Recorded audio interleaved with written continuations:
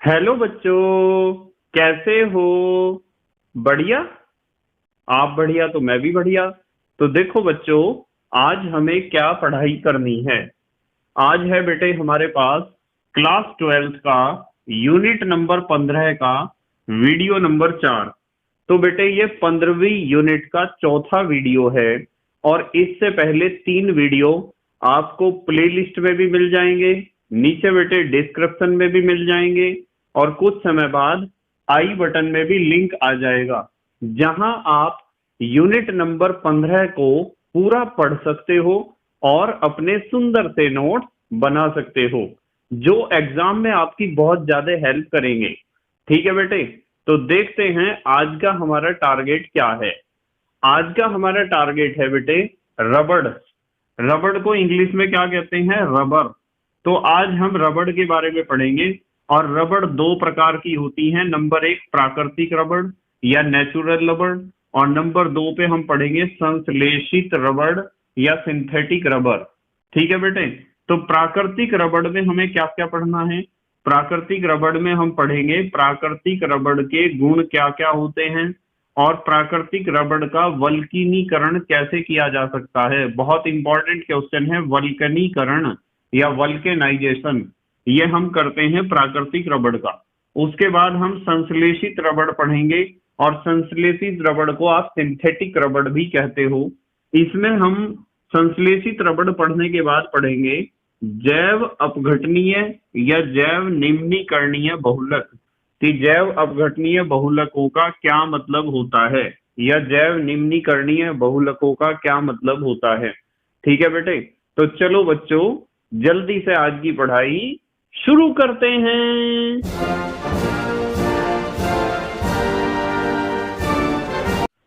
तो बेटे आज हमें पढ़ना है रबड़ के बारे में।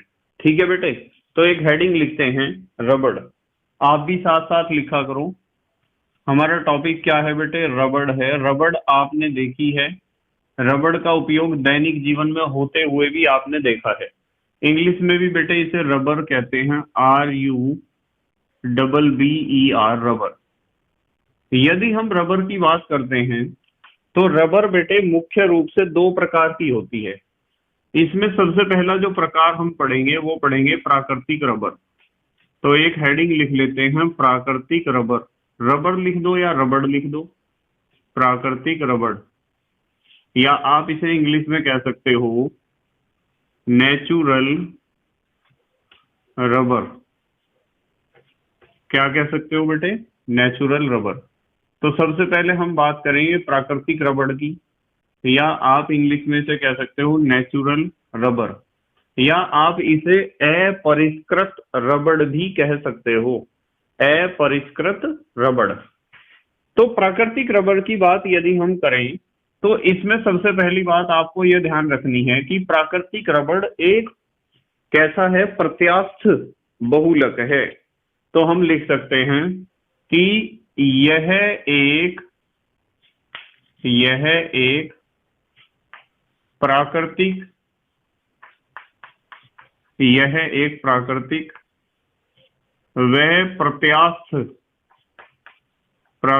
व प्रत्यास्थ बहुलक होता है, या है। होता है भी लिख सकते हो आप, है भी लिख सकते हो। मतलब प्राकृतिक रबड़ प्राकृतिक तो है ही, पर प्रत्यास्थ भी है। कैसा है बेटे? प्रत्यास्थ। प्रत्यास्थ का मतलब तो आप समझते हो, जिसे खींचा जा सके। भौतिक विज्ञान में आप पढ़ते हो प्रत्यास्थता। प्रत्यास्थता का मतलब किसी भी वस्तु को यदि आपने खींच के उसके आकार को बढ़ा दिया है और वो पुनः बाह्य बल हटाने पर अपने प्रारंभिक आकार में आ गई है, तो इस गुण को हम क्या कहते हैं? प्रत्यास्थता। जैसे रबड़ तो प्रत्यास्थ है ही, तो रबड़ को आप जितना खींच दोगे वो वापस उसी जगह लौट कर आ जाएगी। तो इस गुण को प्रत्यास्थता कहते हैं। यदि किसी वस्तु को आपने पकड़ के खींच दिया और वो लौटकर अपनी प्रारंभिक अवस्था में नहीं आई है, तो इस गुण को हम प्रत्यास्थता नहीं कहते हैं। इस चीज को ध्यान रखना है आपको। वैसे आपको फिजिक्स में ये चीजें पढ़ाई गई होंगी कि प्रत्यास्थता का मतलब यह है कि यदि बाह्य बल आप लगाओगे तो बाह्य बल लगाने से वस्तु अपना आकार बदल लेती है, वो लंबाई में बढ़ जाती है। और बाह्य बल हटाने पर पुनः अपने उसी आकार में यदि वस्तु आ जाती है तो हम कहते हैं कि वस्तु के अंदर कौन सा गुण है? प्रत्यास्थता का गुण है। ठीक है बेटे। अब एक चीज आपको इसमें ध्यान रखनी है रबर में, कि रबर जो है बेटे एक आइसोप्रीन का बहुलक है। किसका बहुलक है? आइसोप्रीन का। तो यह एक किसका बहुलक है? यह एक आइसोप्रीन, ISOPRENE, आइसोप्रीन का बहुलक है। ठीक है बेटे। अब यहाँ आपके दिमाग में क्वेश्चन आ रहा होगा कि सर आइसोप्रीन क्या होता है? आइसोप्रीन होता है बेटे 2 मिथाइल ब्यूटा 1,3 डाइईन। यहाँ लिख देता हूं 2 मिथाइल, अभी मैं इसका फार्मूला भी लिखूंगा, ब्यूटा 1,3 डाइईन, इसे कहते हैं आइसोप्रीन। तो आइसोप्रीन का एक बहुलक होता है प्राकृतिक रबर। तो इसलिए मैं प्राकृतिक रबर को क्या कह सकता हूं? पॉली आइसोप्रीन भी कह सकता हूं, क्योंकि आइसोप्रीन का बहुलक है, यानी बहुत सारे आइसोप्रीन आपस में जुड़े होंगे। जब बहुत सारे आइसोप्रीन आपस में जुड़े होंगे तो आप उसे पॉली आइसोप्रीन कह सकते हो ना, पॉली आइसोप्रीन। इसलिए इसे पॉली आइसोप्रीन भी कह सकते हैं। किसे कह सकते हैं बताओ? प्राकृतिक रबर को आप पॉली आइसोप्रीन भी कह सकते हैं। ये चीज आपको ध्यान रखनी है। ठीक है। और एक बहुत अच्छी बात बताता हूं, चलो यहीं से एरो लगा के बताता हूं बेटे। पॉली आइसोप्रीन के 2 फॉर्म होते हैं। एक तो सिस फॉर्म, जिसे आप कहते हो समकक्ष रूप। 2 समावयवी होते हैं पॉली आइसोप्रीन के, एक तो समकक्ष रूप और एक विपक्ष रूप। तो ये जो पॉली आइसोप्रीन है, पॉली आइसोप्रीन का जो सिस फॉर्म होता है, सिस फॉर्म का मतलब तो समझते हो, समकक्ष रूप। इसका जो सिस फॉर्म होता है ना, वो होता है बेटे प्राकृतिक रबर या नेचुरल रबर। तो यदि आपसे कोई पूछता है बिल्कुल एग्जैक्टली बताओ कि प्राकृतिक रबर क्या होती है, तो आपको बताना है कि पॉली आइसोप्रीन का जो सिस फॉर्म होता है, समकक्ष रूप होता है। सिस का मतलब क्या होता है? समकक्ष रूपी समावयवी। समावयवता पढ़ी थी हमने क्लास 11th में। ठीक है बेटे। तो सिस फॉर्म या समकक्ष रूप समावयवी उसे कहते हैं जिस में सेम ग्रुप सेम साइड हो। यदि 2 या 2 से अधिक कार्बनिक यौगिकों के अणु सूत्र एक जैसे हैं, संरचना सूत्र भी एक जैसे हैं और उनमें same group same side present है, तो ऐसे 2 यौगिकों को आप कहोगे सिस फॉर्म समावयवी या समकक्ष समावयवी। तो पॉली आइसोप्रीन का सिस फॉर्म ही नेचुरल रबर होता है। और यदि कोई आपको पूछता है कि ये बात बताओ कि पॉली आइसोप्रीन का जो ट्रांसफॉर्म होता है, ट्रांसफॉर्म यानी विपक्ष रूप, उसे क्या कहते हैं? तो उसे कहते हैं बेटे गट्टा पर्चा। ये नाम थोड़ा सा अजीब लगेगा आपको, इंग्लिश में भी उसे गट्टा पर्चा ही कहते हैं। ये चीज ध्यान रखनी है, क्या कहते हैं? गट्टा पर्चा। जो कौन सा फॉर्म होगा? ट्रांसफॉर्म होगा। अच्छा, एक बात मैंने आपको कल के लेक्चर में भी बताई थी, पहले भी बताई थी, कि ये जो प्राकृतिक रबड़ होती है ना बेटे, प्राकृतिक रबड़ कहाँ से प्राप्त होती है बताओ? बता सकते हो प्राकृतिक रबड़ हम कहाँ से प्राप्त करते हैं? प्राकृतिक रबड़ हम, कोमा लगा के लिखो, रबड़ के पौधों के लेटेक्स बताया था ना मैंने आपको, लेटेक्स से प्राप्त की जाती है। जो रबड़ के पौधे होते हैं ना, रबड़ के पौधे देखे हैं आपने? रबड़ के पौधे को हम कहते हैं रबड़ प्लांट। क्या कहते हैं बेटे? रबड़ प्लांट। आप पूछ सकते हो नर्सरी में जाकर, या कुछ बच्चों ने अपने घरों में भी लगाए होंगे रबड़ प्लांट। तो रबड़ प्लांट के पत्ते को यदि आप तोड़ते हो या उसकी किसी शाखा को तोड़ते हो तो उसमें से एक सफेद रंग का दूध निकलता है। वो जो सफेद दूध है उसे कहते हैं हम लेटेक्स। क्या कहते हैं बेटे? लेटेक्स। और उस सफेद दूध से ही हम प्राप्त करते हैं प्राकृतिक रबड़। ठीक है बेटे, उस सफेद दूध से क्या प्राप्त करते हैं? प्राकृतिक रबड़ प्राप्त करते हैं। और हमने कहा कि प्राकृतिक रबड़ क्या है? पॉली आइसोप्रीन है, यानी आइसोप्रीन का बहुलकीकरण होगा तो पॉली आइसोप्रीन हमें मिलेगी, जिसे हम प्राकृतिक रबड़ कहते हैं। अब कैसे मिलेगी? देखो, मैंने आपको बताया था कि यह एक आइसोप्रीन का बहुलक है रबड़, और आइसोप्रीन होती है 2 मिथाइल ब्यूटा 1,3 डाइईन। देखो, हम N अणु लेंगे आइसोप्रीन के, CH2, ध्यान से देखियो जरा, CH2 डबल बॉन्ड C, फिर CH है और फिर डबल बॉन्ड CH2 है। इसमें यहाँ एक संयोजकता कम है, यहाँ हम जोड़ देंगे CH3। अब यदि आप इस पे नंबरिंग करोगे, लोग लेफ्ट से ही तो करोगे नंबरिंग या राइट से करोगे?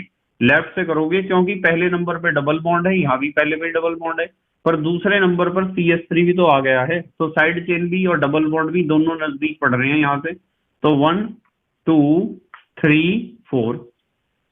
तो मुझे एक बात बताओ बेटे, दूसरे में मिथाइल आया तो हम लिख सकते हैं 2 मिथाइल। ये लिख दिया 2 मिथाइल। कितने कार्बन हैं? 4, लिख दिया ब्यूटा। 2 जगह डबल बॉन्ड है, कहाँ है? कहाँ कहाँ डबल बॉन्ड है? डबल बॉन्ड एक तो है पहले कार्बन पर और एक तीसरे कार्बन पर। तो ब्यूटा के बाद लिखेंगे 1,3 डाइईन। ये होता है बेटे 2 मिथाइल ब्यूटा 1,3 डाइईन को ही हम आइसोप्रीन भी कहते हैं। आप इसे कह सकते हो आइसोप्रीन, PRENE, आइसोप्रीन भी आप इसे कह सकते हो। तो यदि हम इसका बहुलकीकरण कराते हैं या बहुलकन कराते हैं तो क्या होता है कि ये जो डबल बॉन्ड है इसमें से पाई बॉन्ड इधर चला जाएगा, यहाँ बन जाएगा डबल बॉन्ड। ये पाई बॉन्ड आगे चला जाएगा, दूसरे अणु को जोड़ेगा, क्योंकि N अणु है ना आइसोप्रीन के, और इस जगह भी कहीं पिछले वाले अणु से एक बॉन्ड आकर इसे भी पहले वाले अणु से जोड़ देगा, यानी आइसोप्रीन के पहले अणु से। तो यहाँ भी एक बॉन्ड नया आया है, ये बना दिया हमने नया बॉन्ड, यहाँ आया है पीछे से कहीं, और ये लिख दिया CH2। ये वाला डबल बॉन्ड का पाई बॉन्ड यहाँ चला गया है, C डबल बॉन्ड, इस ये लिख दिया हमने CH, और ये वाला बॉन्ड आगे चला गया है सिंगल बॉन्ड CH2, और यहाँ जुड़ा हुआ है हमारा CH3। इस तरह आइसोप्रीन के N अणु आपस में जुड़ जाते हैं, और जब आइसोप्रीन के N अणु आपस में जुड़ जाते हैं तो बनता है पॉली आइसोप्रीन। इसे आप कह सकते हो पॉली आइसोप्रीन, और पॉली आइसोप्रीन को ही हम कहते हैं प्राकृतिक रबड़। यदि ये कौन से फॉर्म में है अपने, कौन से फॉर्म में बेटे? सिस फॉर्म में है तो प्राकृतिक रबड़ हम इसे कहेंगे, यदि ये सिस फॉर्म में हो। देखो मैं बताता हूँ सिस फॉर्म कैसा होता है, यहाँ एक हेडिंग लिख लो, नोट।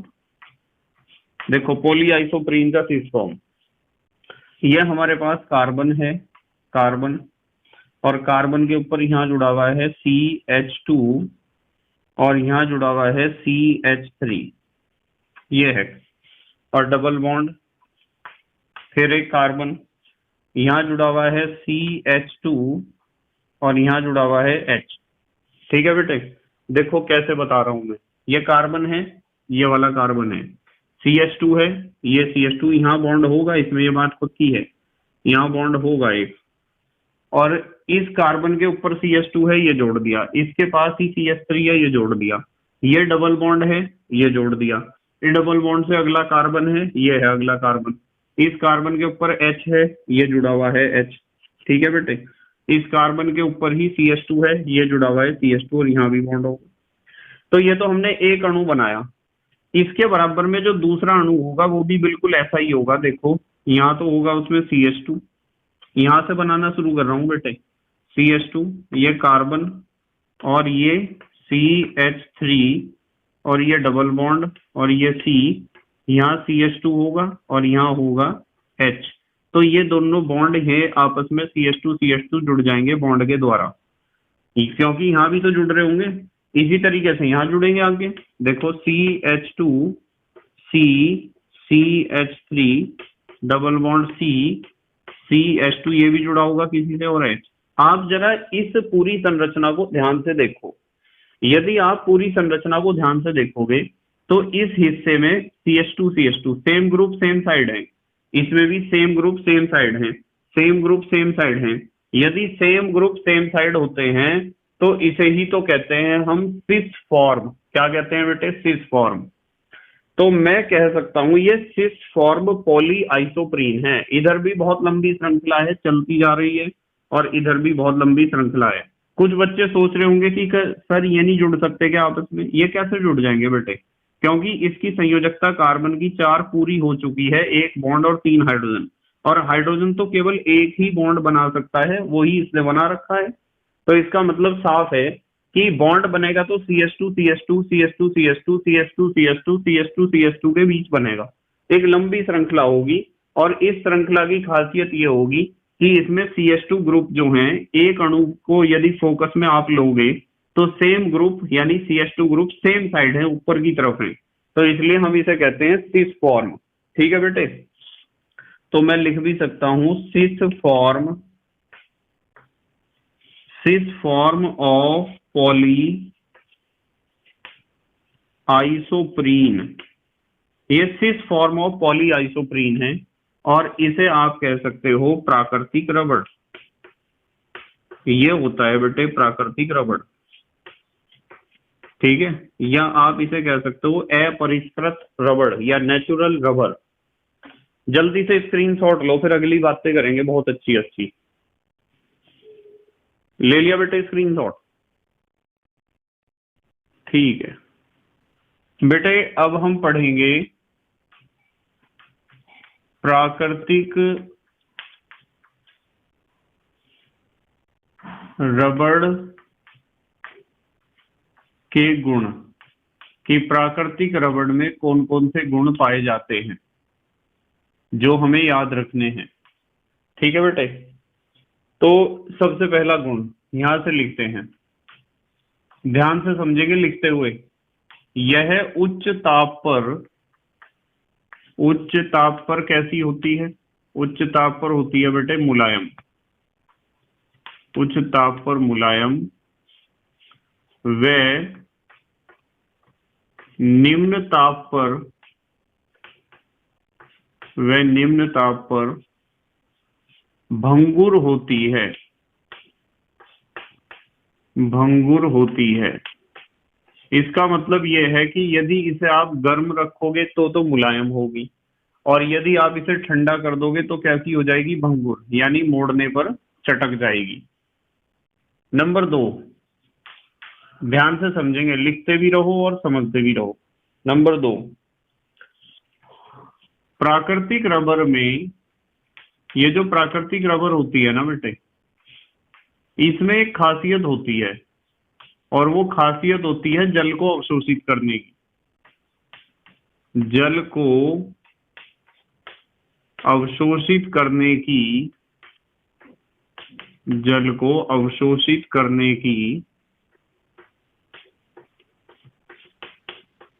प्रवृत्ति होती है।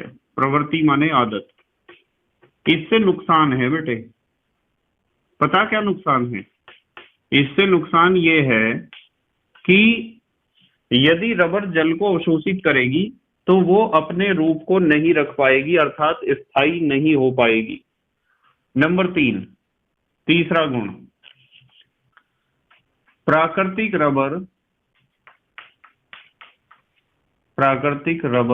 रबर लिख दो या रबड़ लिख दो, एक ही बात है, ऐसे लिख दो या ऐसे। अध्रुवीय विलायकों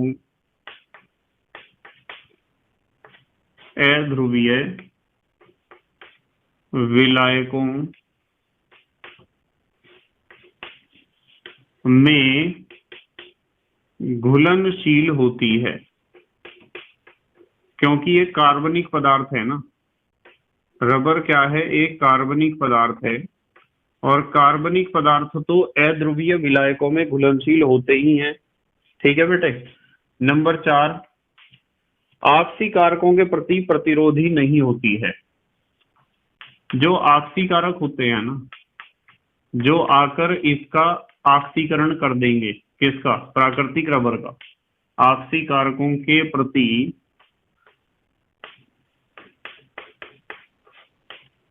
प्रतिरोधी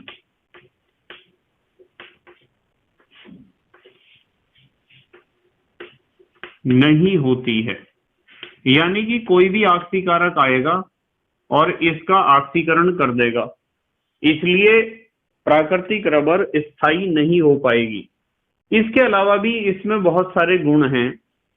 हमने कितने गुण पढ़े? 4 गुण पढ़े ना बेटे। चलो एक गुण और लिखते हैं। चलो, प्राकृतिक रबड़ में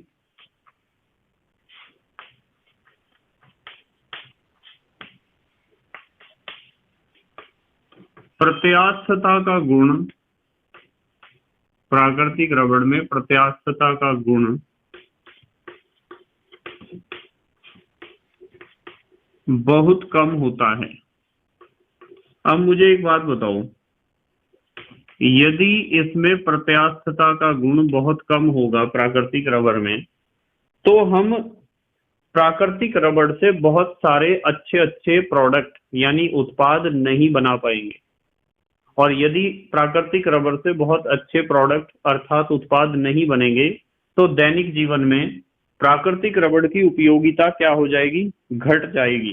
ठीक है, तो इसीलिए ये जो प्राकृतिक रबड़ के गुण हैं कि यह उच्च ताप पर मुलायम, निम्न ताप पर भंगुर। मान लो आपने तेल सील बना दी या ऑयल सील बना दी या गैस्केट बना दिया प्राकृतिक रबड़ से, तो वो क्या होगा?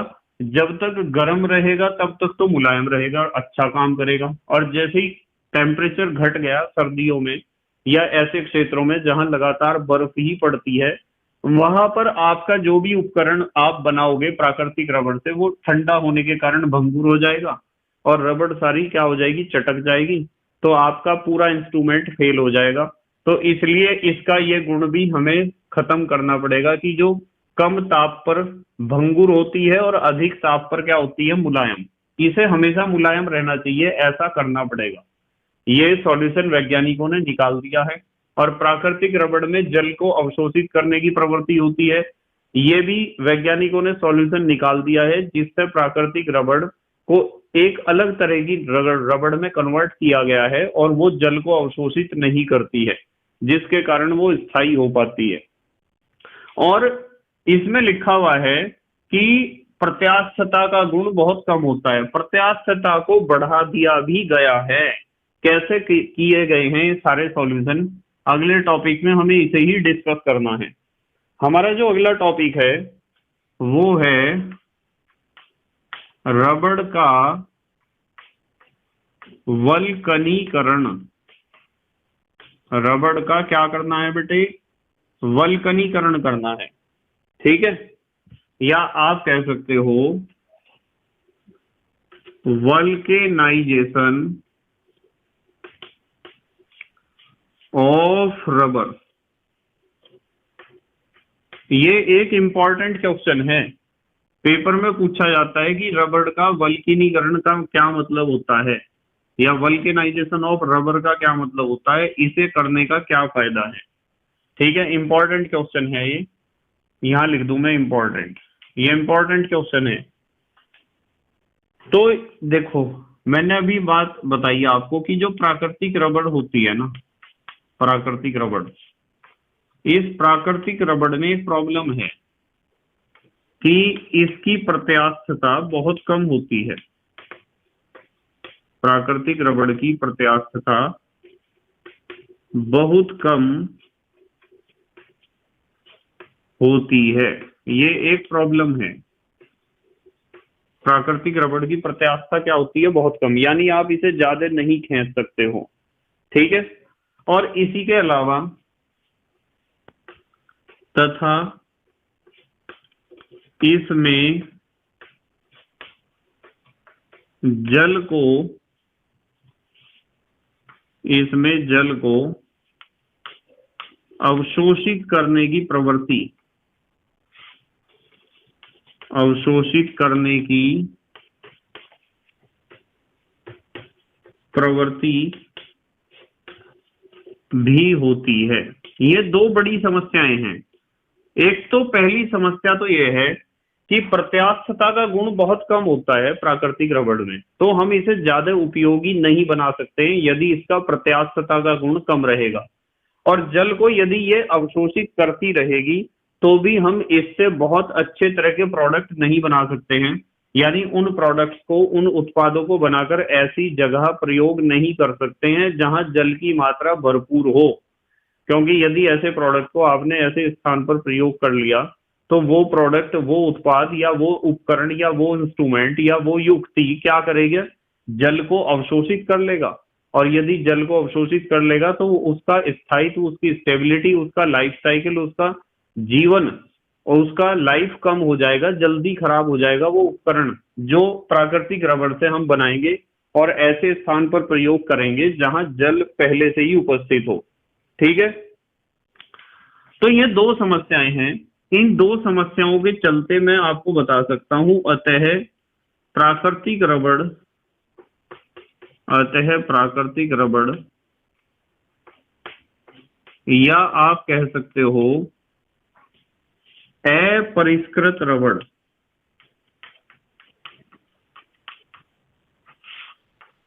प्राकृतिक रबड़ या अपरिष्कृत रबड़ जो है से विभिन्न उत्पादों को बनाना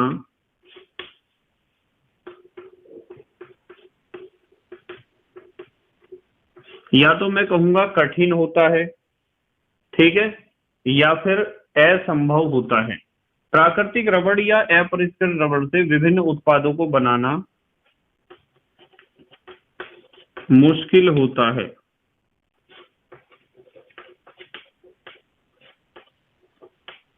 ठीक है, क्यों होता है? इन दो कारणों की वजह से। या फिर आप यूं कह सकते हो कि प्राकृतिक रबड़ या अपरिष्कृत रबड़ से विभिन्न उत्पादों को नहीं बनाया जा सकता है। विभिन्न उत्पादों को ऐसे लिख लो, चलो, विभिन्न उत्पादों को, ये दो प्रॉब्लम है ना।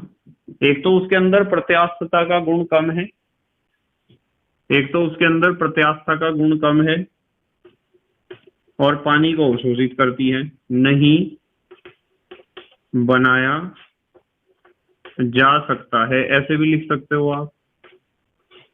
क्यों नहीं बनाया जा सकता है? क्योंकि उसकी प्रत्यास्थता बहुत कम है, प्रोडक्ट बनाने के बाद प्रॉब्लम हो जाएगी। नंबर दो, जल को अवशोषित करती है प्रोडक्ट बनाने के बाद। यदि जल के स्थान पर हम उसे प्रयोग करेंगे, ऐसे स्थान पर प्रयोग करेंगे जहां जल है, तो वहां जल अवशोषित करके वो अपनी लाइफ को घटा देगी।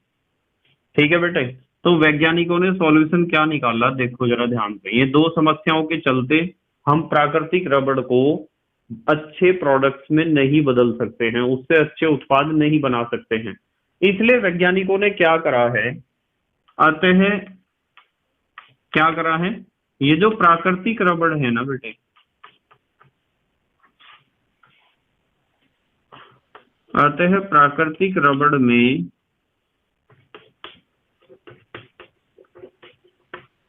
प्रत्यास्थता के गुण को, प्रत्यास्थता के गुण को बढ़ाने के लिए, ध्यान से समझिए जरा, किसके गुण को बढ़ाएंगे हम? प्रत्यास्थता के गुण को बढ़ाएंगे। जो प्राकृतिक रबड़ है उसमें प्रत्यास्थता के गुण को बढ़ाने के लिए रबड़ को क्या करेंगे, देखो जरा ध्यान से, रबड़ को 373 से, ध्यान से देखो, 373 से 415 केल्विन ताप पर, कितने ताप पर? 373 से 415 केल्विन ताप पर सल्फर के साथ गर्म करते हैं। सल्फर के साथ गर्म करते हैं। ये चीज है जो ध्यान से आपको समझनी पड़ेगी। हम प्रत्यास्थता के गुण को बढ़ाने के लिए, अतः प्राकृतिक रबड़ में प्रत्यास्थता के गुण को बढ़ाने के लिए रबड़ को 373 से 415 केल्विन ताप पर सल्फर के साथ गर्म करते हैं। अब सल्फर के साथ गर्म करने से क्या फायदा होगा? इससे फायदा ये होगा कि जो रबड़ की श्रृंखलाएं होती है ना, जिससे, देखो मैं यहां सिखाता हूं, मान लो रबड़ की एक श्रृंखला ये है, एक बहुलकी तो है रबड़, इसमें बहुत सारे आइसोप्रीन आइसोप्रीन आइसोप्रीन यानी पोली आइसोप्रीन ऐसे जुड़े होंगे, एक श्रृंखला ये है। इसमें भी बहुत सारे क्या होंगे? Poly isoprene. आपने क्या काम करा है? प्राकृतिक रबड़ को सल्फर के साथ गर्म किया है, तो क्या होगा कि पोली आइसोप्रीन के बीच में सल्फर आ जाएगा ऐसे, और वो एक बॉन्ड तो ऊपर एक बॉन्ड नीचे बना लेगा इस तरीके से, देखो।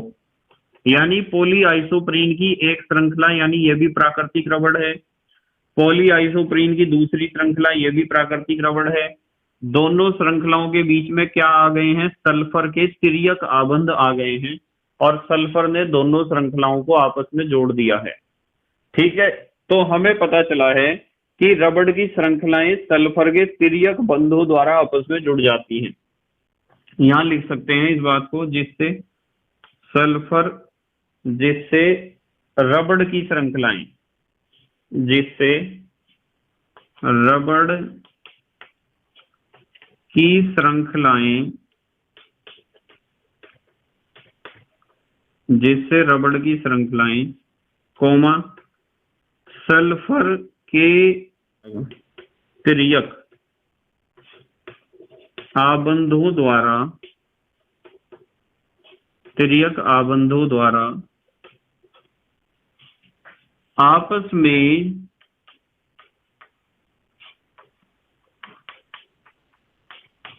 जुड़ जाती हैं।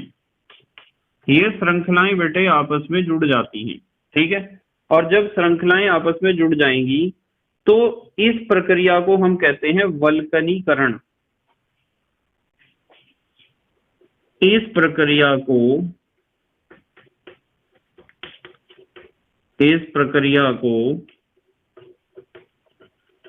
वल्कनीकरण कहते हैं। पेपर में पूछा जाता है, वल्कनीकरण कहते हैं। पेपर में पूछा जाता है रबड़ का वल्कनीकरण क्या है, ठीक है। और जो रबड़ हमें प्राप्त होती है उसे कहते हैं वल्कनीकृत रबड़, तथा इससे प्राप्त रबड़ को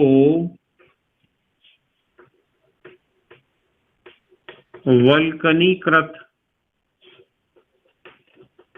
रबड़ कहते हैं। जो रबड़ हमें प्राप्त होती है उसे हम कहते हैं वल्कनीकृत रबड़, ठीक है बेटे। अच्छा, वल्कनीकृत रबड़ कैसी होती है? वैसे तो मैंने आपको बता दिया है यहाँ कि ये जुड़ जाएंगे सल्फर के बॉन्ड द्वारा। ये भी क्या है? आइसोप्रीन, पॉली आइसोप्रीन की श्रृंखला है, ये भी पॉली आइसोप्रीन है। दोनों श्रृंखलाएं आपस में जुड़ गई हैं सल्फर के तिरछे आबंधों द्वारा, जिससे प्रत्यास्थता का गुण बढ़ गया है, ठीक है। कठोरता भी बढ़ेगी, प्रत्यास्थता का गुण भी बढ़ेगा, और अतिरिक्त या फिर बेमतलब जल को अवशोषित भी नहीं करेगी रबड़, ठीक है बेटे। अच्छा, जल्दी से स्क्रीनशॉट लो, फिर अगली बात करेंगे। इस स्ट्रक्चर को बना के समझाता हूं आपको कि कैसे बीच में सल्फर आया है। ले लिया बेटे स्क्रीनशॉट? ठीक है। देखो बेटे, यदि प्राकृतिक रबड़ की हम बात करते हैं, ऐसा होता है CH2 C CH3, ये CH3 है, क्या है? CH3, डबल बॉन्ड CH और फिर सिंगल बॉन्ड CH2 और यहाँ बॉन्ड, ऐसा ही स्ट्रक्चर, क्योंकि इधर भी जुड़ा होगा इधर भी। ये आइसोप्रीन है, पर पॉली आइसोप्रीन का मतलब ऐसी ही कड़ियां आगे होंगी इधर भी और इधर भी, ठीक है बेटे। पॉली आइसोप्रीन ही तो होता है प्राकृतिक रबड़। ऐसे ही एक श्रृंखला में नीचे बना रहा हूं, CH2 C, यहां जोड़ दिया CH3 double bond CH, single bond CH2 single bond. ये है प्राकृतिक रबड़, इसे आप कह सकते हो प्राकृतिक रबड़, या आप कह सकते हो अपरिष्कृत रबड़। अपरिष्कृत रबड़। तो होता क्या है कि जब आप इसे सल्फर के साथ गर्म कर दोगे तो सल्फर यहां जुड़ेगा। देखो ये डबल बॉन्ड है, ये सिंगल बॉन्ड में कन्वर्ट हो जाएंगे। जब ये भी सिंगल बॉन्ड में कन्वर्ट हो गया तो एक संयोजकता तो इसकी घटी है, एक इसकी भी और इसकी भी। तो सल्फर एक तो यहां आएगा, एक तो यहां आएगा, दो जगह सल्फर आ जाएगा। देखो ध्यान से, ये लिख दिया CH2C, ये ऊपर CH3 है, यहाँ CH है, ये CH2 है। ऐसे ही CH2C CH3 CH CH2 single bond. एक संयोजकता इसकी घटी है, इन दोनों की, तो सल्फर बीच में ऐसे जुड़ेगा। इनकी भी घटी है तो इनके बीच भी सल्फर आ जाएगा। इस तरह सल्फर तिर्यक आबंध बना देता है दोनों श्रृंखलाओं के बीच में, और इस प्रकार प्राप्त होने वाली रबड़ को हम कहते हैं वल्कनीकृत रबड़। और एक बात पक्की है कि इसकी प्रत्यास्थता प्राकृतिक रबड़ से अधिक होती है, और इसकी कठोरता भी प्राकृतिक रबड़ से क्या होती है, अधिक। देखो एक बात बताऊंगा बहुत अच्छी आपको, एक हेडिंग लिखते हैं, नोट। बेटे जो वल्कनीकृत रबड़ होती है ना, वल्कनीकृत रबड़, ध्यान से समझिए जरा। वल्कनीकृत रबड़ की कठोरता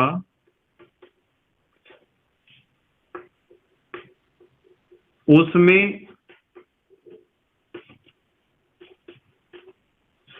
मिलाए गए सल्फर की मात्रा पर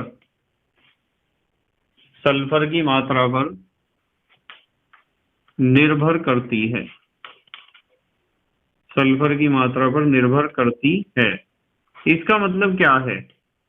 इसका मतलब है कि सल्फर जितना ज्यादा मिलाओगे कठोरता उतनी ज्यादा होगी, प्रत्यास्थता भी ज्यादा होगी। सल्फर की मात्रा पर निर्भर करती है, अर्थात सल्फर की मात्रा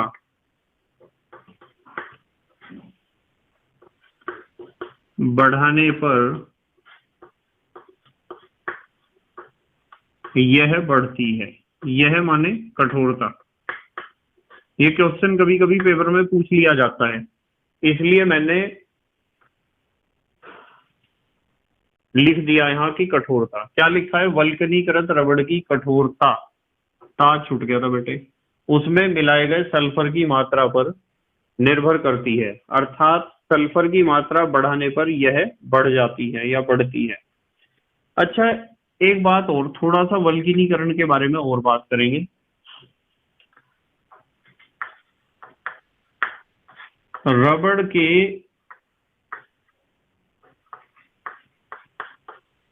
वल्कनीकरण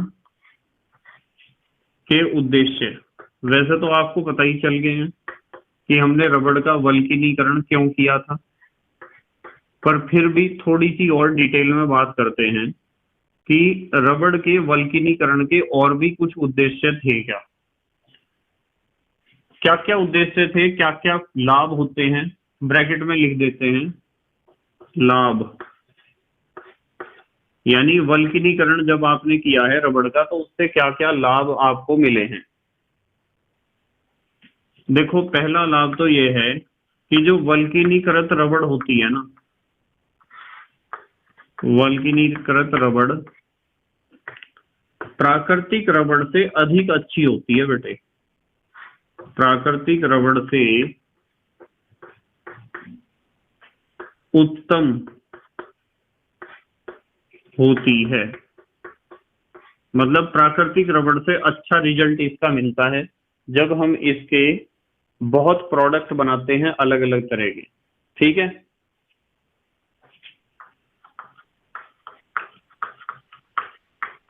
वल्कनीकरण के बाद ध्यान से समझो, नंबर 2, वल्कनीकरण के बाद रबड़ की तनन सामर्थ्य यानी कि खींचे जाने की क्षमता बढ़ जाती है, उसे आप ज्यादा हद तक खींच सकते हो और वो छोड़ने के बाद वापस भी लौट जाएगी अपने स्थान पर। ठीक है। नंबर 3, रबड़ की प्रत्यास्थता बढ़ जाती है। ये तो मेन फोकस ही था, रबड़ की प्रत्यास्थता बढ़ जाती है। सबसे मुख्य काम तो यही था। रबड़ का जो हमने वल्कनीकरण किया है उसका मुख्य उद्देश्य था प्रत्यास्थता को बढ़ाने का। ठीक है। नंबर 4, ऑक्सीकरण। ऑक्सीकरण लिख दो या कारक लिख दो, एक ही बात है। इसका ऑक्सीकरण भी तो हो जाता है ना। और अपघर्षण। अपघर्षण समझते हो आप, रगड़ कर नष्ट होते रहना। घर्षण तो समझते हो, घर्षण बल, रगड़ कर नष्ट होना।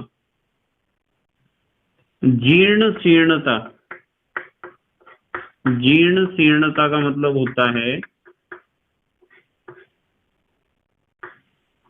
समाप्त हो जाना, कमजोर होकर धीरे धीरे खत्म होना। ठीक है। तो ऑक्सीकरण नहीं होने का, अपघर्षण नहीं होने का, जीर्ण शीर्णता के प्रति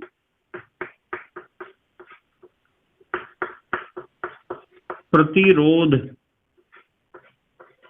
बढ़ जाता है। यानी कि इन चीजों से रबड़ का नुकसान होना कम होता है। यानी रबड़ का अब ऑक्सीकरण होना भी मुश्किल है, जिससे वो ऑक्सीकृत होकर नष्ट ना हो जाए। अपघर्षण, उसका रगड़ खाना, रगड़ लेना और नष्ट होना भी मुश्किल काम हो जाता है। और जीर्ण शीर्णता का मतलब धीरे धीरे समाप्त होना। तो ये सारी 3 प्रॉब्लम जो थी, ये प्रॉब्लम भी अब रबड़ में नहीं आ पाती है, क्योंकि उनके प्रति प्रतिरोध बढ़ जाता है रबड़ का जब हम उसका वल्कनीकरण करते हैं। और बेटे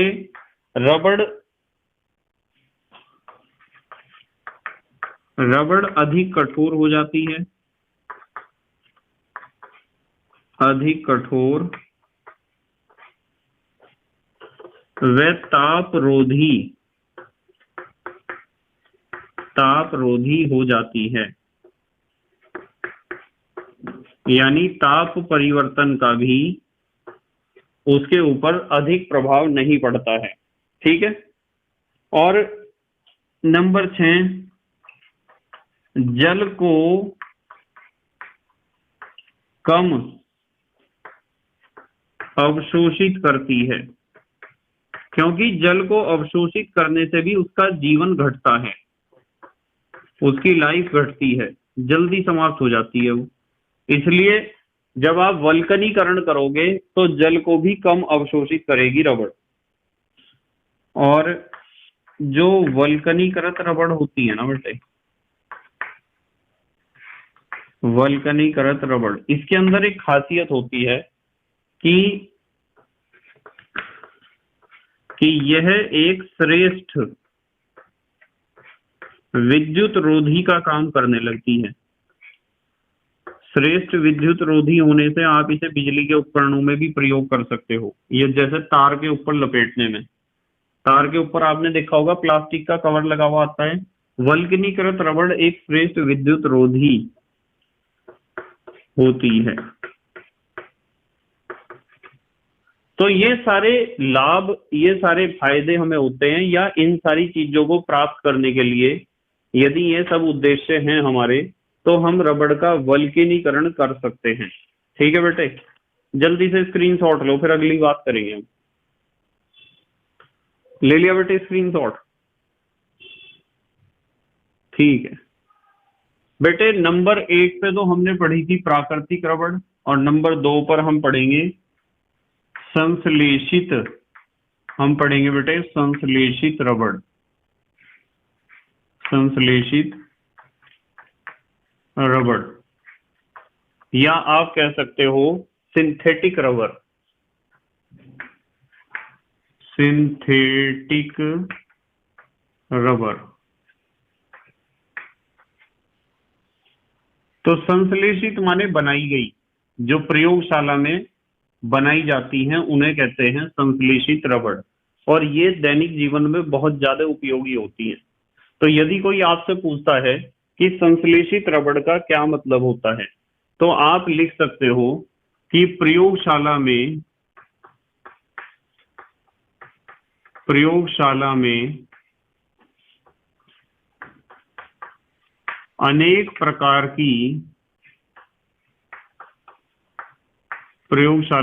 अनेक प्रकार की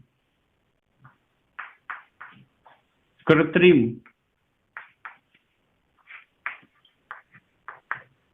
रबड़ों का निर्माण किया जाता है। रबड़ों का निर्माण किया जाता है।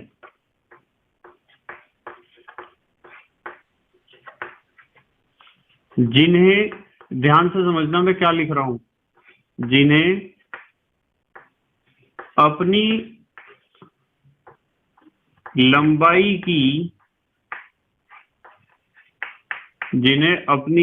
की 2 गुनी, ध्यान से समझो, अपनी लंबाई की 2 गुनी लंबाई तक खींचा जा सकता है। समझ रहे आप? मतलब ऐसी रबड़ हम प्रयोगशाला में बना रहे हैं जिन्हें आप उनकी लंबाई की दुगनी लंबाई तक खींच सकते हो। तथा एक बात और बताता हूं, चलो, तथा बाह्य बल हटाने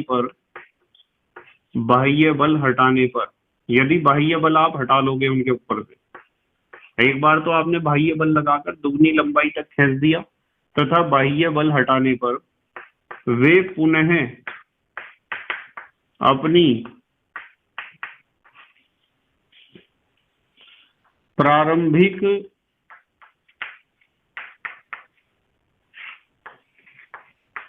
अवस्था में आ जाती हैं। प्रारंभिक अवस्था में आ जाती हैं। इन विशेष प्रकार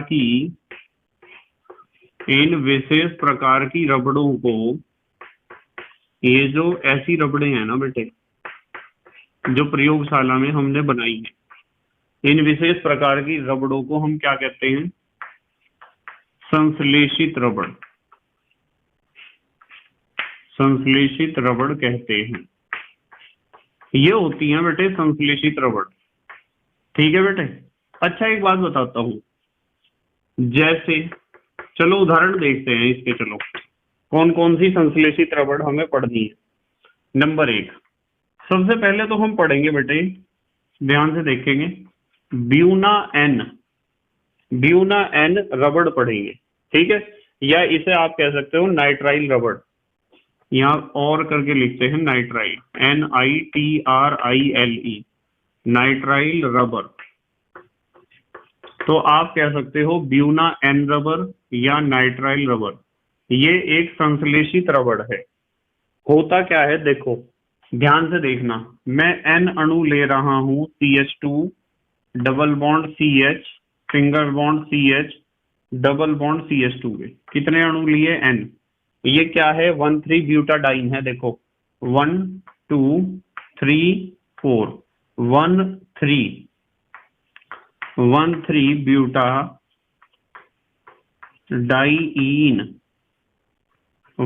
ब्यूटाडाइईन है, या आप इसे कह सकते हो ब्यूटा 1,3 डाइईन, ऐसा भी कह सकते हो। तो आपको ये 75% लेना है। 1,3 ब्यूटाडाइईन कितना लेना है? 75%। और इसी के साथ हमें लेना है, नाइट्राइल रबड़ है ना, तो हमें लेना है एक्राइलो नाइट्राइल। N अणु ही लेने हैं, N अणु लेने हैं एक्राइलो नाइट्राइल के, यानी CH2 double bond CH single bond Cl। ये होता है एक्राइलो नाइट्राइल। लिख देता हूं ACRYLO, एक्राइलो नाइट्राइल। ठीक है बेटे। तो ये लेना है आपको, एक्राइलो नाइट्राइल लेना है। ये 75% है, तो इसे ले लो आप 25%। N अणु है, इसके भी N अणु है। ठीक है, ये तो होगा हमारा 75%, ये होगा 25%। जैसे आप कह सकते हो ये यहाँ एन और एन से कंफ्यूज नहीं होना चाहिए कि सर आपने यहाँ भी एन लिए यहाँ भी एन लिए। बस यूं ध्यान रखना है कि एन, चलो यहाँ N1 कर दो आप, यहाँ N2 कर दो, ऐसे कर दो। ये संख्या अलग है, ये संख्या अलग है, क्योंकि ये 75% है, वो 25% है। जब ये दोनों आपस में क्रिया करेंगे तो इनकी क्रिया के दौरान हमें सोडियम की आवश्यकता पड़ेगी, जो अभिक्रिया के वेग को बढ़ाएगा और अभिक्रिया को हेल्प करेगा चलने में, अर्थात ये पॉलीमराइजेशन को हेल्प करेगा। तो क्या होता है, ये बॉन्ड यहाँ शिफ्ट हो जाएगा, ये बॉन्ड यहाँ शिफ्ट हो जाएगा, तो दोनों जुड़ जाएंगे, ये बॉन्ड यहाँ शिफ्ट हो जाएगा, ये बॉन्ड आगे चला जाएगा। देखो क्या होगा, ये है हमारे पास सिंगल बॉन्ड CH2, यहाँ भी तो कोई बॉन्ड आएगा ना पहले वाले अणु से, सिंगल बॉन्ड CH, यहाँ आ जाएगा डबल बॉन्ड, यहाँ रह जाएगा सिंगल बॉन्ड, ये CH2, सिंगल बॉन्ड ये वाला CH2, सिंगल बॉन्ड CH, और बेटे ये CN में नीचे जोड़ देता हूँ, क्योंकि यहाँ एक बॉन्ड आएगा ना ये वाला, जो आगे दूसरे अणुओं को जोड़ेगा, और यहाँ इसे ब्रैकेट में बंद करके आप लिख दो होल N। तो ये होता है बेटे ब्यूना N, ठीक है, इसे आप कह सकते हो, यहाँ लिख देता हूँ, चलो ये होता है ब्यूना N। अब बच्चे सोचते हैं कि सर ब्यूना N में ये नाम कैसे आया इसका। बेटे ब्यूना N की बात बताऊं, ये जो BU है ना, ये पता क्यों लिखा है, ये लिखा है BU का मतलब होता है ब्यूटाडाइइन, ये है ना ब्यूटाडाइइन, तो BU का मतलब तो होता है ब्यूटाडाइइन, इसलिए BU है। और Na जो है बीच में आता है, ये रिएक्शन होती है सोडियम की उपस्थिति में, तो इसका मतलब होता है सोडियम। और अब बचा है N, ये N किस लिए लिखा है, N लिखा है इसके लिए, देखो एक्राइल और नाइट्राइल है, तो N का मतलब यहाँ होता है नाइट्राइल। समझ में आती है आपके ये बात। तो ये चीज ध्यान रखनी है, ये जो ब्यूना N रबर हमारे पास बनकर आई है, यहाँ पूरा नाम लिखना चाहते हो तो आप लिख सकते हो ब्यूना N रबर। इसमें BU का मतलब तो होता है ब्यूटाडाइइन के कारण BU है, सोडियम के कारण और नाइट्राइल के कारण, ठीक है बेटे। अब इसके बाद एक और रबड़ पढ़ते हैं, चलो सिंथेटिक रबड़ में एक पढ़ेंगे Buna S, BUNA Buna S, या हम इसे कह सकते हैं styrene butadiene rubber, styrene butadiene rubber, Buna S कह दो, या आप कह सकते हो स्टाइरीन ब्यूटाडाइइन रबर। ये भी इसी तरह होगा, इसी तरह बनेगा। देखो कैसे, N अणु तो लेते हैं हम, ध्यान से देखना, C6H5 single bond, CH double bond CH2, ये है स्टाइरीन, N1 लिख देता हूं, N1 यानी कि कुछ संख्या है, 25% लेना है हमें, कितना लेना है 25%, और प्लस करके N2 लिख देते हैं। चलो यहाँ ये अणु लिया हमने, CH2 डबल बॉन्ड CH, ध्यान से देखेंगे, और फिर single bond CH double bond CH2। देखो क्या है, 1,3 ब्यूटाडाइन है, 1 2 3 4, ये है 1,3 ब्यूटाडाइन, ये लेना है आपको 75%। कितना लेना है 75%। जब दोनों आपस में रिएक्शन करेंगे तो क्या होगा, देखो यहाँ ये भी सोडियम की उपस्थिति में ही होगा रिएक्शन। क्या होगा बेटे, ये जो है C6H5 CH है ना, ये बॉन्ड यहाँ चला जाएगा, दोनों को जोड़ देगा, और ये C6H5 को आप ऐसे लिख देना, देखो CH है, पहले हम लिखेंगे CH को, नीचे लिखेंगे C6H5 को, और यहाँ किसी का बॉन्ड आया होगा पहले से, ये C6H5 नीचे लिखा है बेटे, और CH जो का त्यों है। यहाँ बचेगा सिंगल बॉन्ड, और ये CH2, ये बॉन्ड इन दोनों को जोड़ेगा, ये CH2 है, फिर सिंगल बॉन्ड है CH, अब डबल बॉन्ड आ जाएगा, CH, फिर सिंगल बॉन्ड बचेगा CH2, और फिर यहाँ नया बॉन्ड कोई आएगा। ये आपस में इस तरह के n अणु आपस में जुड़े हुए होंगे, यानी N1 भी कुछ संख्या है, N2 भी कुछ संख्या है और N भी कुछ संख्या है। ध्यान रखना है आपको, ये 25 और 75% है, इसलिए मैंने 1 और 2 लिख दिया है।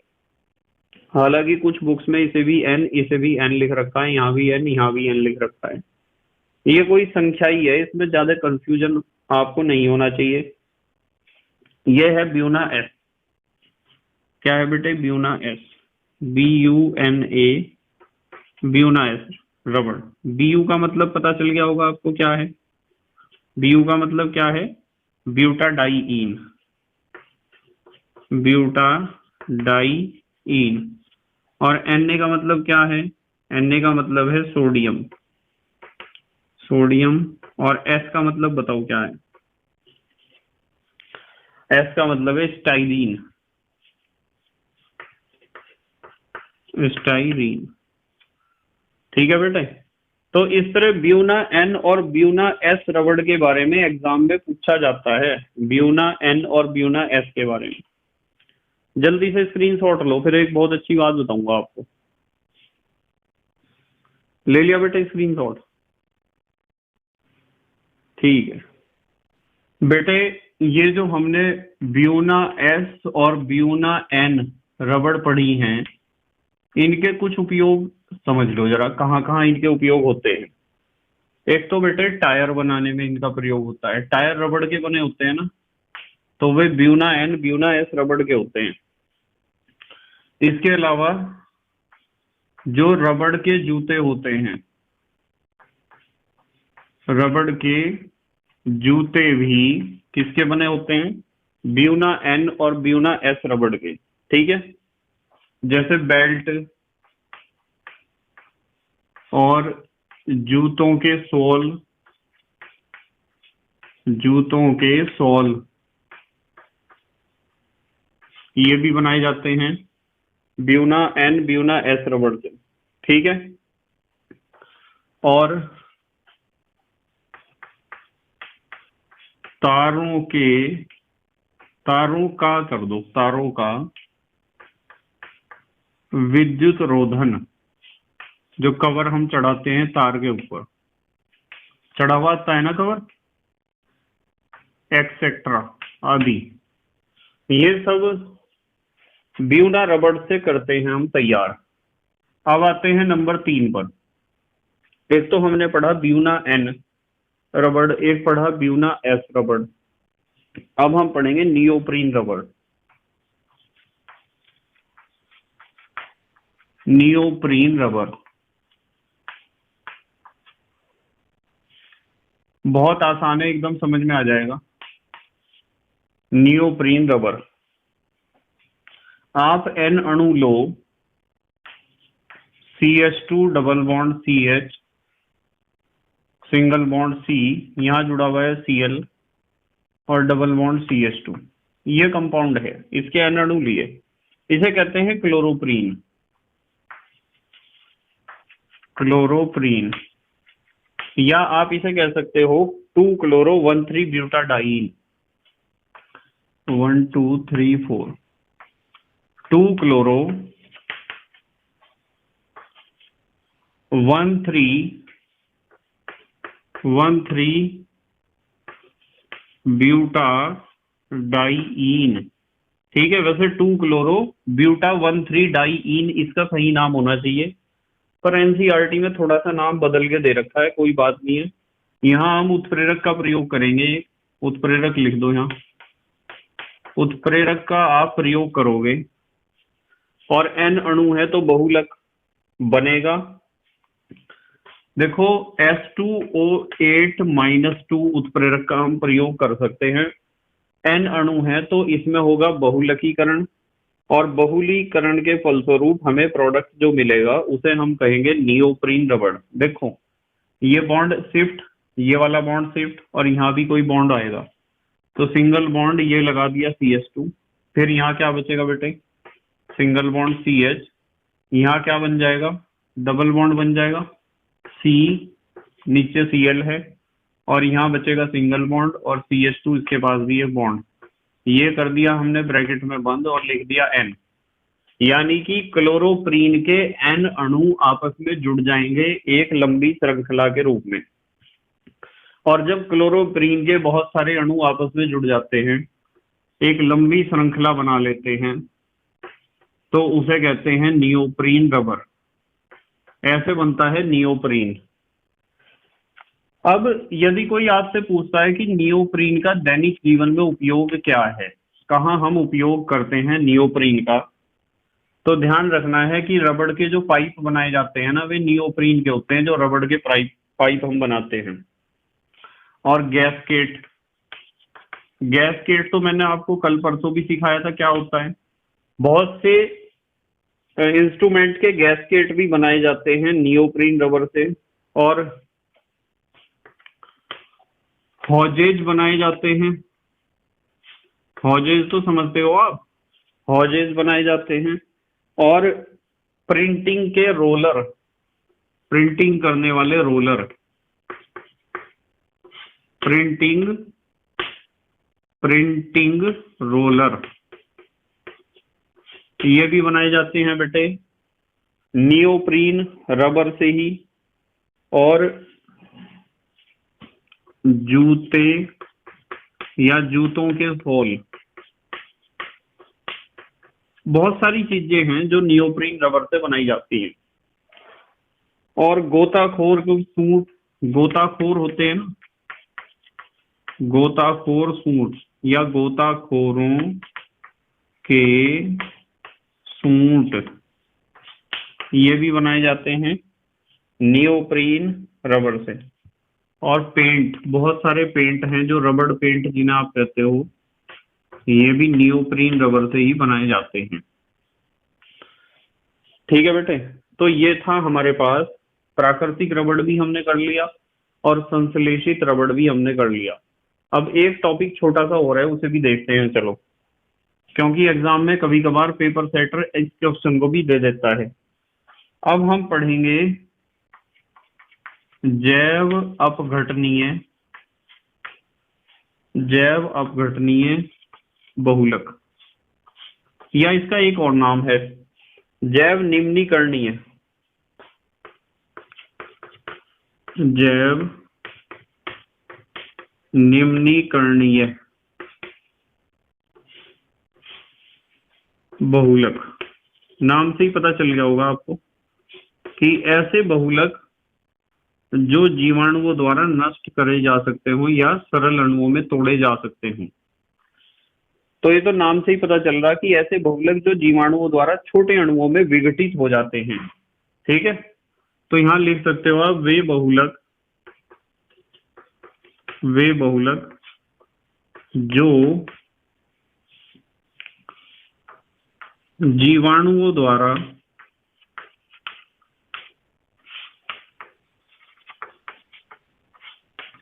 छोटे अणुओं में या सरल अणुओं में, छोटे या सरल लिख दो,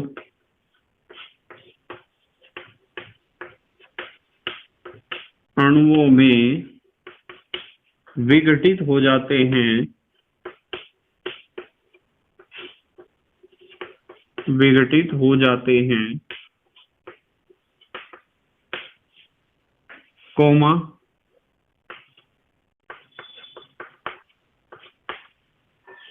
जैव अपघटनीय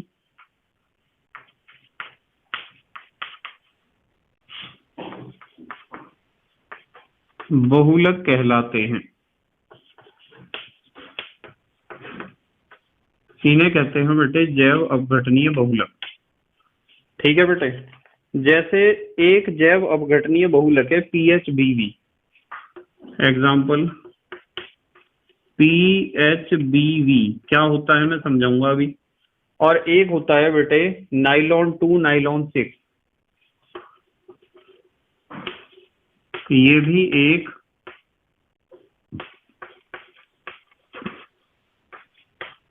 जैव अपघटनीय बहुलक है। जैसे चलो यहां से समझते हैं, थोड़ा सा ध्यान से देखना। यदि हमने N अणु लिए CH3, ध्यान से समझेंगे सब। CH यहाँ जुड़ा हुआ है ऊपर OH, और ये जुड़ा हुआ है CH2, और ये जुड़ा हुआ है COOH। ये है बेटे 3 हाइड्रोक्सी ब्यूटेनोइक एसिड। देखो 1 2 3, 3 हाइड्रोक्सी और 4 कार्बन है butanoic acid.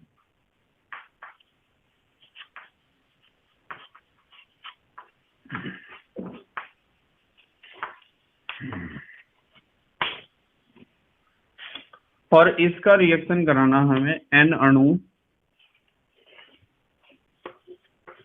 CH3 CH2 CH, यहाँ भी OH जुड़ा हुआ है, और ये भी 3 हाइड्रोक्सी होगा, तो यहाँ लिख दूं मैं CH2 COOH।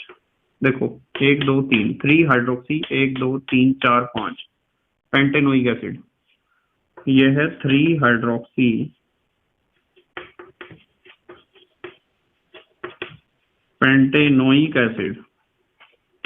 ठीक है, तो यदि आप N अणु तो लेते हो 3 हाइड्रोक्सी ब्यूटेनोइक एसिड के, और N अणु लेते हो 3 हाइड्रोक्सी पेंटेनोइक एसिड के, और इनका कराते हो आप बहुलकन, तो N जल के अणु निकलेंगे। कैसे निकलेंगे कि यहाँ से तो निकलेगा OH, और यहाँ से निकलेगा H। देखो ध्यान से देखो, इसी तरीके से ये जो H निकलेगा पहले वाले अणु के साथ निकलेगा, और ये OH जो निकलेगा वो लास्ट वाले अणु जो इसके बाद होगा। पहले ये, फिर ये, फिर ये, फिर ये, फिर ये, फिर ये, ऐसे ही चलते रहेगा ना रिएक्शन। तो यहाँ ये जो O है, इस O को दिखाऊंगा, ध्यान से देखना, इस O को दिखाऊंगा, सिंगल बॉन्ड O दिखाया। फिर उसके बाद O किसके ऊपर जुड़ा हुआ है, CH के ऊपर जुड़ा हुआ है। ये CH3 दिखा दिया हमने नीचे, ये CH2 है, ये क्या है CO, और CO के बाद फिर ये वाला, यहाँ से OH, यहाँ से H निकला है, तो ये O दिखाया जाएगा। और इस O के साथ क्या जुड़ा है, CH, CH के ऊपर ये चीज जुड़ी है, CH2 CH3, ऐसे जोड़ दो इसे नीचे, और फिर सिंगल बॉन्ड CH2, फिर सिंगल बॉन्ड CO, और फिर इसे कर दो ब्रैकेट में बंद, और यहाँ लिख दो होल N। तो ये जो प्रोडक्ट हमें मिला है इसे कहते हैं PHBV। ये है बेटे, यहाँ लिख देता हूँ PHBV। अब बच्चे सोचते हैं सर इसका मतलब क्या है PHBV का। इसका मतलब है बेटे, P का मतलब तो है पॉली, और H का मतलब है hydroxy. Poly beta hydroxy butyrate. चलो लिख देता हूं, P का मतलब तो होता है poly beta hydroxy, beta hydroxy, H तक पहुंच गए ना, ब्यूटाइरेट, B का मतलब ब्यूटाइरेट, ब्यूटाइरेट को बीटा, ब्यूटाइरेट को बीटा हाइड्रोक्सी वोलेरेट।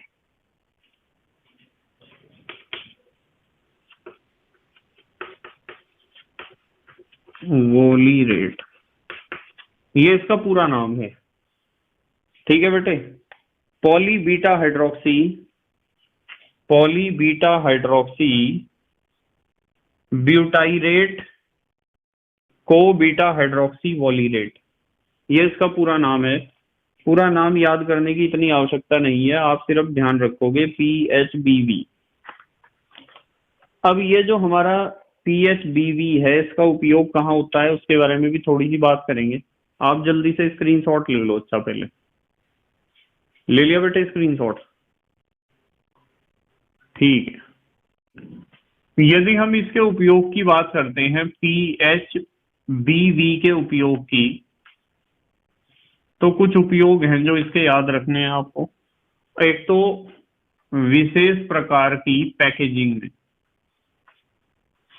विशेष पैकेजिंग, यदि विशेष प्रकार की पैकेजिंग आप कर रहे हो तो उसमें आप प्रयोग करते हो PHBV का।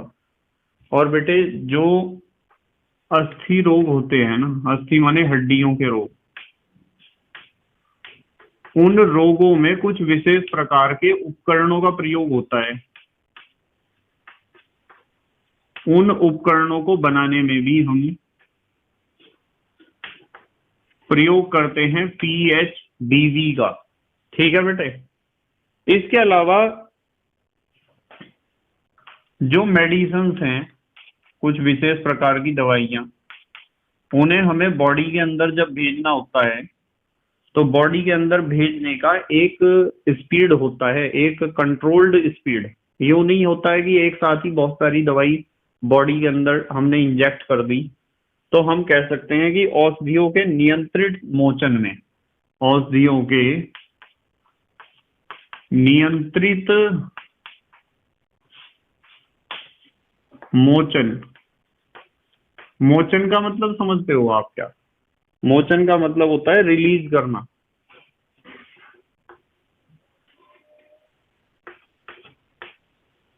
दवाइयों को निकालना बाहर या शरीर में प्रवेश कराना।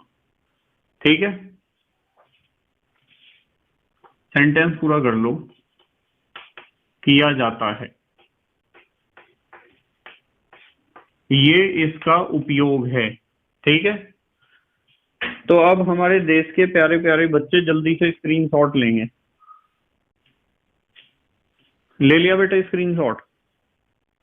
ठीक है, तो बेटे मुझे उम्मीद है कि आपके समझ में आया होगा कि रबड़ क्या होती है और रबड़ कितने प्रकार की होती है, प्राकृतिक रबड़ और सिंथेटिक रबड़ या संश्लेषित रबड़। प्राकृतिक रबड़ में कौन कौन से गुण होते हैं इसके बारे में भी हमने पढ़ा है, और प्राकृतिक रबड़ को हम वल्कनीकृत कैसे करते हैं, जो एक इम्पॉर्टेंट क्वेश्चन है, उसके बारे में भी हमने पढ़ा है कि क्या तरीका है रबड़ के वल्कनीकरण का और रबड़ का वल्कनीकरण करने से क्या क्या फायदा होता है।